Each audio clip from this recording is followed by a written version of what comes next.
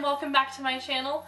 I'm sorry there was not a video last week, but I was kind of getting back into college, so I can't promise there will be videos every week, but I will try my hardest to get videos out there. So today is an interesting topic. I'm going to be talking about some of my favorite Disney memories. Now obviously I have a lot of Disney memories, so I'm not going to go over all of them, just like a few that first popped into my mind today. So let's talk Disney.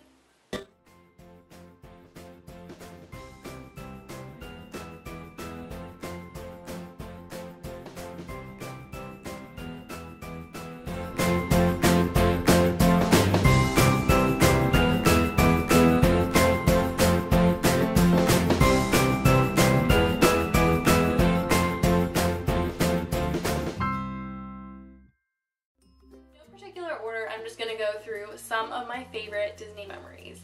Now, one of my favorite Disney memories actually happened this past trip, which was walking on Main Street and seeing the castle for the first time that trip, because I hadn't seen it in a while. I had been there when I was 13 and I'm now 20, so it had been quite a while. And what's most exciting about it for me is that I have always loved Disney, but over the past few years, I've really become kind of Disney obsessed.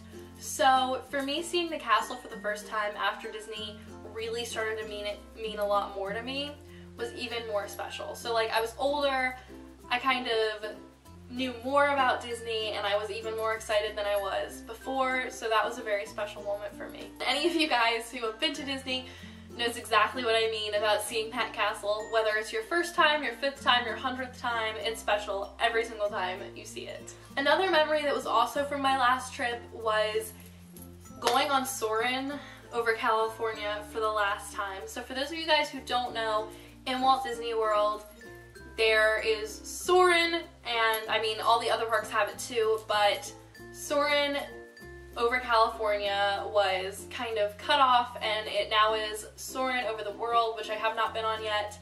But originally for my trip, when I was supposed to go, Soarin' over California was already going to be closed, and the new Soarin' over the World wasn't going to be open yet.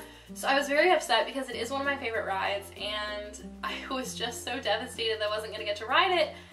And then about a week before I left for my vacation, I found out that Soarin' over California was coming back for like a month period before the new Soarin' over the World was released, because they had already updated the queue and the ride itself and made the 3rd track, which I didn't get to go on the 3rd track. Well, not the 3rd track, but you know, the 3rd theater. But that was okay because I was just so excited that I was going to get to see Soarin' over California one last time, and that's exactly what we did. We saw Soarin' over California one last time, and what made it so special is knowing that it was going to be the last time, so it was kind of just very sentimental sitting there, and I love, like I said, Soarin' over California, so being able to ride that one last time was just so magical because I love that ride so much, and it was great. Another one of my favorite Disney memories is also from this past trip, which was seeing Wishes for the first time. I had never seen Wishes. I'd heard about it, I'd seen videos on it, but I'd never actually experienced it myself. And if you guys haven't, I highly recommend that you do because it is a great show. It is now my favorite nighttime show, and it was just so pretty the way they put it all together.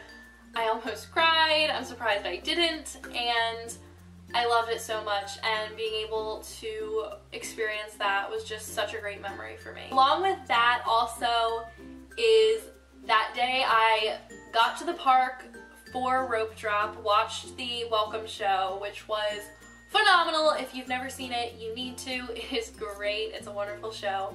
And then I also stayed until closing and got to watch the Kiss Goodnight, which I also recommend you do once.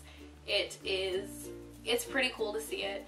And just to have been there from the very beginning until the very end, it was great and a lot of fun. So if you've never done the park for the whole day, I recommend you do, because it is a lot of fun. It is kind of tiring, but I think it's worth it. This next one, I'm gonna back up to my probably 1st or 2nd trip to Disney. I was very, very young, and my parents basically got me a cute little cheap autograph book and a pen, and we did character dining. We walked around and met all the characters and just a ton of character interactions, and we got my autograph book signed. So when it was time for us to sadly leave, my mom was packing everything up, and we got home and she opened up the suitcase and was looking through it, trying to figure out where it was. She opened up our carry-on and she could not find my autograph book. So she started to think that either it fell out on the airplane, it fell out at the airport, she forgot to pack it. She just did not know what happened to it. So my mom emailed the Disney company and told them basically what had happened, and she didn't expect them to do anything, but if they could just check the room and make sure it wasn't there. So sure enough, they checked and it wasn't there. So what they actually did was they sent me a brand new autograph book, and they asked my mom all the characters that I had gotten to sign my book, got all of those characters to sign my book, then even had more characters that I didn't have sign my book, and they shipped that to us. And that just goes to show how great Disney really is, because their customer service is amazing, that they would do that even when it wasn't their fault. So they sent me that, and would you believe it, a year later my mom was looking through or I guess it was my dad, was looking through his shirt drawer, and lo and behold, my autograph book was wrapped in one of his shirts. So now I have 2 autograph books from those, which it's really kind of cool to look at both of them, but it's kind of funny because then it reminds me that that had happened. But I mean, I guess that's not really my memory because I was too young to remember it, so it was just a story that my parents have constantly told me, and I think it's a really cool story. Another memory I have is when I was at Disney World when I was 13, so not this past time, but the time before that.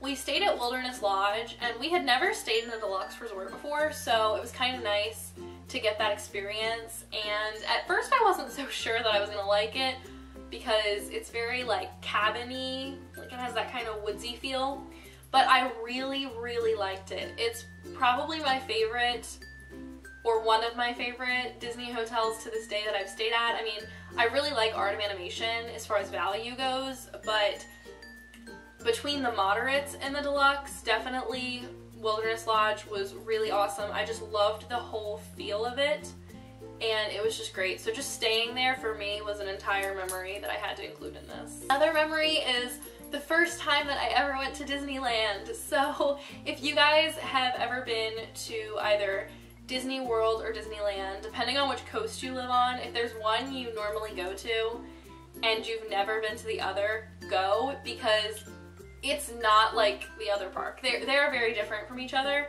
So it was so strange going somewhere and feeling like it was home and like I knew it, but not knowing it at all. The layout is generally the same as far as you have your main street, all the shops, Tomorrowland, Frontierland, all that stuff. Yes, it's very similar, but at the same time it's so different. So being able to go there and experience that for the first time was definitely really special and very different. The last story I have for today is kind of just a funny one.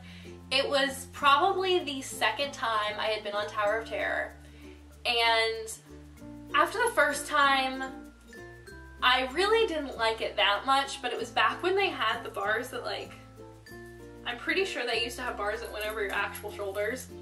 And then they changed to the bars that went over your lap, and now you don't even have a bar, you just have a seatbelt.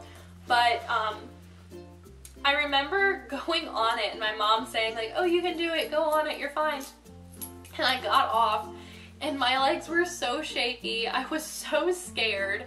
I was done at that point, and I was probably still very young. I was probably about 8, and I was just so upset about it. And I don't know if any of you guys remember, but Disney World used to actually kind of sponsor McDonald's. So they had McDonald's fries in one of the little stands near Tower of Terror. I forget what it's called. I know the place is still around, they just don't sell those fries anymore. But it was kind of like a quick service place, and they sold McDonald's fries, so my mom told me she would get me some of those. And I don't know, it's just a very vivid memory that I have from way back when, so I think that's kind of cool. Well, this video was so much fun thinking back about all the memories. I'm sure I'll think of some later and probably make another video.